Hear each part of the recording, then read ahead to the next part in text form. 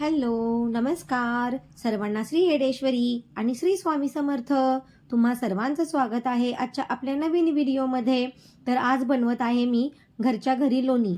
तर हे एक आठवड्याची साय मी दुधाची साठवलेली आहे. तर ती साय बघा आता खूप थंड आहे एकदम व्यवस्थित. तर अशी थंडच साय ना तुम्ही मिक्सरला लावायची. तर असं मिक्सरला मस्त फिरवून घ्यायचं आणि गरजेनुसार त्यात थोडंसं पाणी घालायचं आणि थंडच पाणी त्यात घालायचं, जेणेकरून लोणी ना एकदम पटकन असं वर येतं. तर इथं मी अर्धी साय त्यातली घेतली, जे मी एका कुंड्यामध्ये साठवलेली होती आणि ती मी फ्रीजमध्ये ठेवलेली होती. ती कंटिन्यू आपण फ्रीजमध्येच ठेवायची असते. तर इथं बघा आता थोडंसं लोणी यायला सुरुवात झालेली आहे.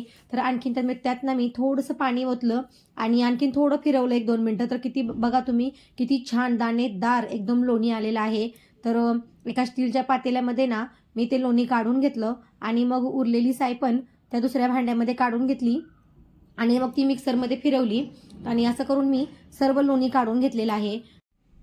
दुधाचा ना प्रत्येक पदार्थ हा कधीच वाया जात नाही. तुम्हीच बघा ना, दुधापासून आपण साय काढतो, साईपासून आपण ताक बनवतो आणि ताकामधून आपण लोणी काढतो आणि परत ते लोणी वगैरे काढून आपण ताक पण यूज करतो.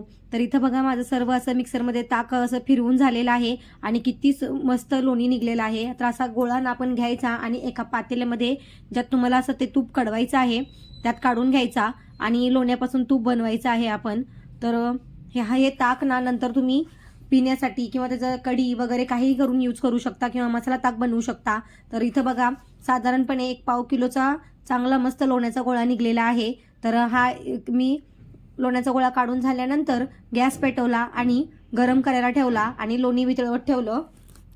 आणि इथं बघा आता हळूहळू आपलं लोणी व्यवस्थित वितळत आहे. तर हे ताक आता मी बाजूला ठेवलेलं आहे आणि आता मी याला फ्रीजमध्ये ठेवणार आहे.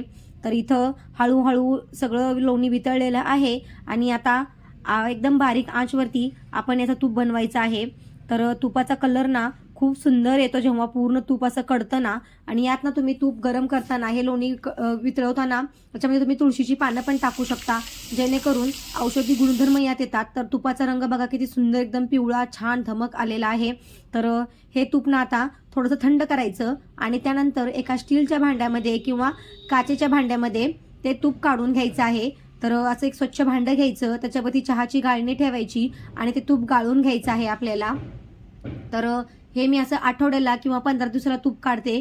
तुम्ही पण हे नक्की ट्राय करा घरच्या घरी तूप काढण्याची. आणि एकदम सोपी पद्धत आहे ही आणि त्यातून आपल्याला शुद्ध तूप पण भेटतं आणि ह्यातलं कुठलंच काहीच वाया जात नाही. हेच बघा तुम्ही आता हे तुपाच्या हे खालचं पण उरलेलं आहे ना, याला काय म्हणतात मला हे माहिती नाही, पण आम्ही तर खरडच म्हणतो.